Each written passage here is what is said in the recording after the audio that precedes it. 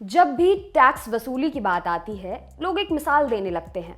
Tax ऐसे वसूला जाए जैसे मधुमक्खी फूलों से रस लेती है। फूल को नुकसान भी नहीं होता और रस भी मिल जाता है। ये मिसाल कहने में बहुत अच्छी है, लेकिन टैक्स भरने में सबका अपना अपना दर्द है। लेकिन ये टैक्स ही है जिससे देश चलता है। मतलब हम जो टैक्स भरते हैं उसके ऊपर ही देश के विकास की इमारत खड़ी होती है। यही वजह है कि सरकार हमेशा वक्त पर और माकूल टैक्स भरने की गुजारिश करती रहती है। आइए जानते हैं टैक्स का तिया पांचा। दो तरह के टैक्स जैसे जय और वीरू। सरकार आम लोगों से दो तरह के टैक्स लेती है, एक डायरेक्ट यानी प्रत्यक्ष टैक्स और दूसरा इनडायरेक्ट यानी अप्रत्यक्ष टैक्स। इन्हें शोले के जय वीरू की तरह समझिए। डायरेक्ट टैक्स वीरू की तरह है, पूरी तरह से बातूनी, जिसके बारे में सब जान जाएं। मतलब ऐसा टैक्स जो सरकार बता कर लेती है। इसमें ऐसे टैक्स होते हैं जिन्हें सरकार सीधे आम जनता से वसूल करती है। इनमें शामिल हैं इनकम टैक्स, कॉरपोरेशन टैक्स आदि। मतलब ये कि इस टैक्स को आम जनता सीधे सरकार की जेब में डालती है। दूसरी तरह का टैक्स जय की तरह है, हमेशा खामोश होता है। हम इसे कब भर देते हैं हमें पता भी नहीं चलता। ये वो टैक्स है जिन्हें हम सीधे सरकार को नहीं देते, बल्कि उन्हें देते हैं जो हमें कुछ बेचते हैं। इसे बिक्री कर या सेल्स टैक्स कहा जाता है। ये वो टैक्स है जिसे इस्तेमाल की जाने वाली किसी सामान या सर्विस पर वसूला जाता है। अब सेल्स टैक्स को ही गुड्स एंड सर्विसेज टैक्स या जीएसटी कहा जाता है। उसकी कहानी अलग है। इनकम टैक्स मतलब जितनी इनकम उतना टैक्स। जैसा कि इसके नाम से ही साफ पता चल रहा है कि जो भी कमाई है उसके ऊपर ही इनकम टैक्स लिया जाता है। आप पूछेंगे कि इसका कोई कानून है या सरकार हवा में टैक्स लेती है? तो जनाब जान लीजिए कि भारतीय संविधान की अनुसूची 7 में केंद्र सरकार को ऐसे लोगों से टैक्स वसूलने का अधिकार दिया गया है जिनकी आमदनी कृषि के अलावा अन्य स्रोतों से है। ऐसे में सरकार के पास टैक्स वसूलने के लिए सबसे बड़ा वर्ग उन लोगों का है जो नौकरी पेशा हैं। ऐसा इसलिए कि कंपनियों में नौकरी करने वालों की सैलरी फिक्स्ड होती है और सरकार को भी पता होता है कि किसे कितने रुपए सालाना सैलरी मिल रही है। सरकार ने लोगों की कमाई के आधार पर ही टैक्स के अलग अलग स्लैब बना दिए हैं। मिसाल के लिए साल में 2 लाख कमाने वाले, 4 लाख कमाने वाले, 5 लाख कमाने वाले आदि। ये एक तरह की सीढ़ियां हैं, जो जितनी ऊंची सीढ़ी पर है उसे उतना ज्यादा टैक्स भरना होगा। इस वक्त सरकार 2.5 लाख रुपए तक सालाना कमाई वालों से कोई इनकम टैक्स नहीं लेती। इसके ऊपर 5 लाख रुपए तक कमाने वालों से सरकार 5% इनकम टैक्स लेती है। इनकम टैक्स के सिस्टम को दुरुस्त रखने के लिए हर साल रिटर्न भरने का प्रावधान है। साल में एक बार आपको एक आईटीआर फॉर्म में सरकार को आमदनी, खर्च, निवेश और टैक्स देनदारी के बारे में बताना होता है। इसे इनकम टैक्स रिटर्न कहते हैं। इसके साथ ही इसमें आप सरकार द्वारा निर्धारित टैक्स बचत के विकल्प के रूप में निवेश करने, जरूरी चीजों पर खर्च करने, रिइंबर्समेंट या बिल जमा करने पर टैक्स छूट के बारे में और एडवांस टैक्स चुकाने की जानकारी भी देते हैं।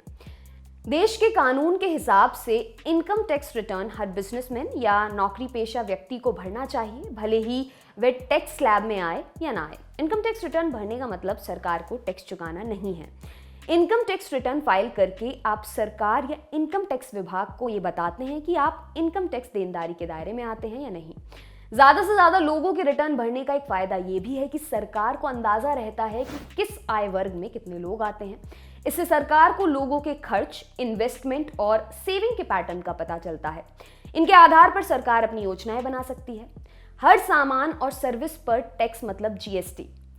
क्या आपको पता है कि आप बिस्किट का जो पैकेट खरीदते हैं उस पर भी सरकार को टैक्स भरते हैं? जी हाँ, ये सच है। आप मार्केट से जो सामान एक तय एमआरपी पर खरीदते हैं उस पर सरकार टैक्स लेती है। ये बात अलग है कि ये टैक्स सरकार हमसे सीधे नहीं लेती, बल्कि ये उन लोगों से लेती है जो ये चीजें बेचते हैं। इस टैक्स का एक हिस्सा राज्य सरकार को दिया जाता है। अब जानिए जीएसटी की कहानी। जब आइंस्टीन ने थ्योरी ऑफ रिलेटिविटी खोजी तो कहा जाता था इसे बस आइंस्टीन ही समझते हैं। कुछ ऐसा ही नजारा 2017 में देश भर में जीएसटी की घोषणा के बाद हुआ। नेता से लेकर अर्थशास्त्री तक कुछ भी सही से बताने की हालात में नहीं नजर आ रहे थे। खैर, देश की मोदी सरकार ने इसे जुलाई 2017 से वन नेशन वन टैक्स वाली अवधारणा के तहत लागू किया।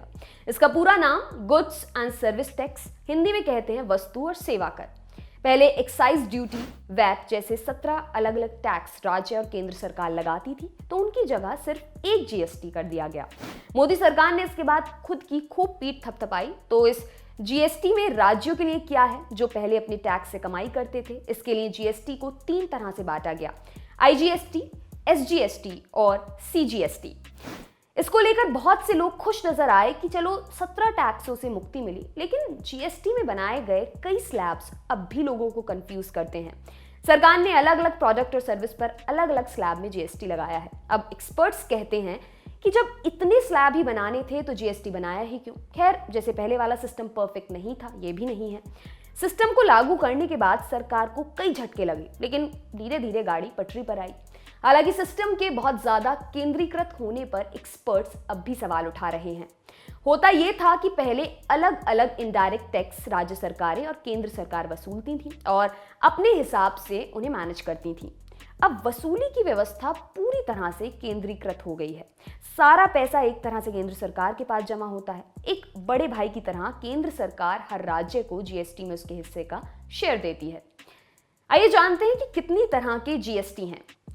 आईजीएसटी यानी इंटीग्रेटेड जीएसटी, जब सामान एक राज्य में बनकर दूसरे राज्य में बिकता है यानी अंतर राज्य कारोबार होता है, तो आईजीएसटी लगता है। ये टैक्स केंद्र के पास आता है, लेकिन अगर एक राज्य में चीज बनी और उसी राज्य में बिक गई तो इसमें एसजीएसटी यानी स्टेट जीएसटी और सीजीएसटी यानी सेंट्रल जीएसटी दोनों लगेगा। अगर कुल जीएसटी 18% है तो 9% एसजीएसटी और 9% सीजीएसटी लगता है।